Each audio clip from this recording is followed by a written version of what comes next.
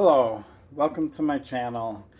This is a continuation of my series about bike setup, but I'm going to kind of interrupt this series a little bit to talk about something that I'm starting to see all over YouTube now, and that is this concept of being overbiked.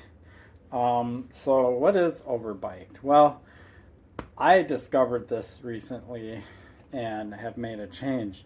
And basically the concept is are you riding too much bike for your needs? And it seems to be this big trend lately. Enduro bikes are kind of the reason for it. It's like almost everybody now thinks they need an enduro bike. And so they're definitely one of the most popular categories out there. And what all this talk is about is most people don't need an enduro bike. They don't need that much capability, and actually an enduro bike actually causes less of an enjoyment in riding because the bikes are heavier, they're longer, they're super slack, and so they don't work very well for I'm going to say 80 to 90% of the trails in mountain biking, which are going to involve climbing, tight turns, even a lot of this flow trail. You do not need an enduro bike for flow trail. That's absolutely spot on. So let's talk a little bit about this topic because it's becoming a big thing. And if we're going to talk about bike setup, why not insert like what bike should you have? What are your needs, right? So these two bikes have become my primary mountain bikes. And not too long ago, I had a Ripmo AF. And the Ripmo AF had 150 millimeters of rear travel. I think it was like 147 millimeters, but we're just going to call it 150. And the front had 160 millimeters of travel. It was a long, pretty slack bike. It was, pretty heavy even, and so on and so forth. And it was great. I took it out west and rode trestle bike park, basically lift access, bombing down hills and whatever. The bike shined in that arena. But for everything else, it wasn't all that great to ride.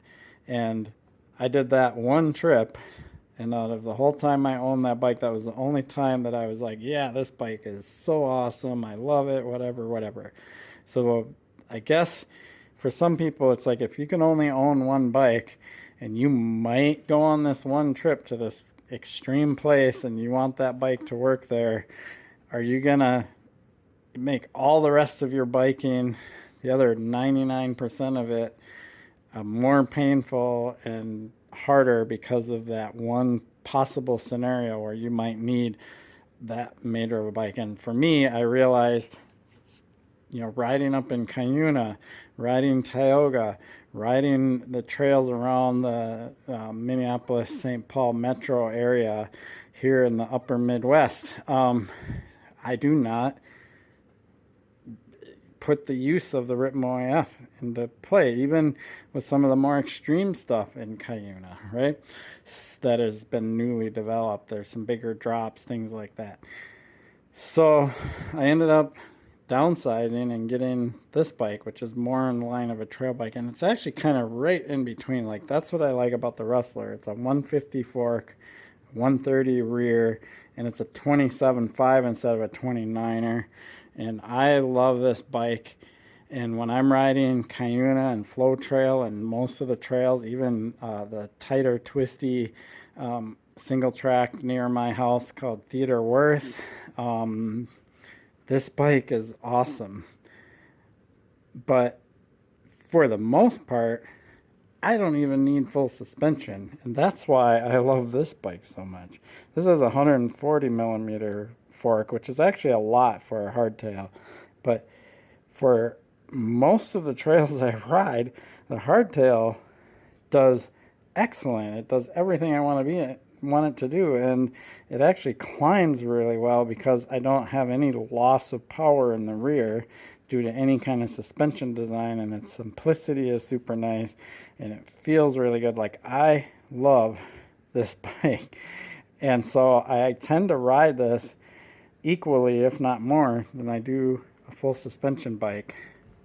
And the main reason is because I don't need full suspension, right?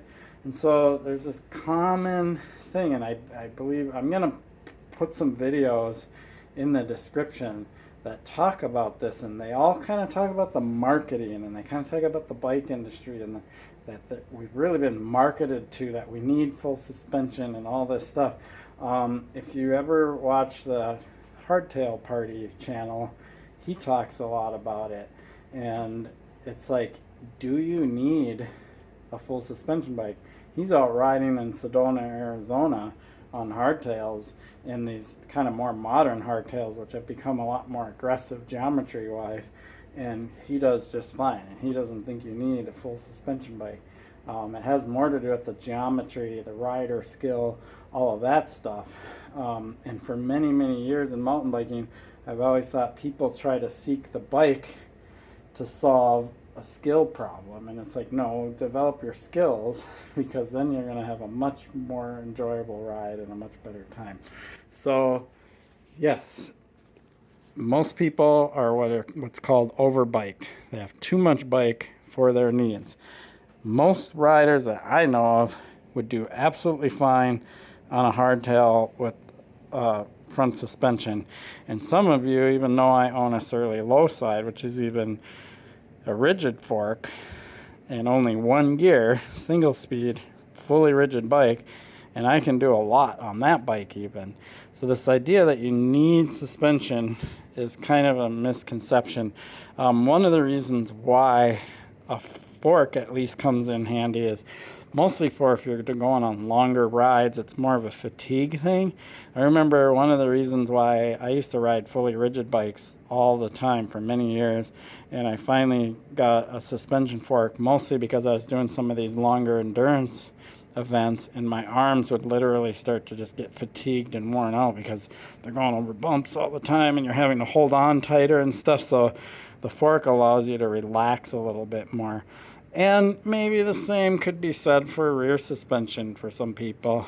For me, I don't really feel like I need rear suspension to feel comfortable. But, you know, if you're seated and you're pedaling and you're going over a lot of bumps and stuff, it can get a little bumpy. That's why I like steel, believe it or not, and not like aluminum. Although modern aluminum frames and even carbon frames, they've really figured out their science to where their frames actually do have a little bit of ride quality and give to it. So I think we're kind of past this day where steel was always the best riding material. Now the technologies have gotten to a point where aluminum actually rides pretty good, and carbon rides really good because they can lay the tubings and do all this stuff to give you that right amount of compliance, right? So hardtails have come a long way in that sense. So seated and pedaling isn't as uncomfortable as it used to be. So sometimes you can think of suspension as a fatigue reducer, if you want to think of it that way. But really, like, that's on like the more extreme cases. So and if you're really on rough trails. So I'm not saying there isn't a need for full suspension. What I'm saying is most of the riding that most people do, it isn't needed, and when it is needed, it certainly doesn't need to be this huge amount of suspension travel. It can be a smaller amount, 100, 110, 120 millimeters of travel, and this bike 130.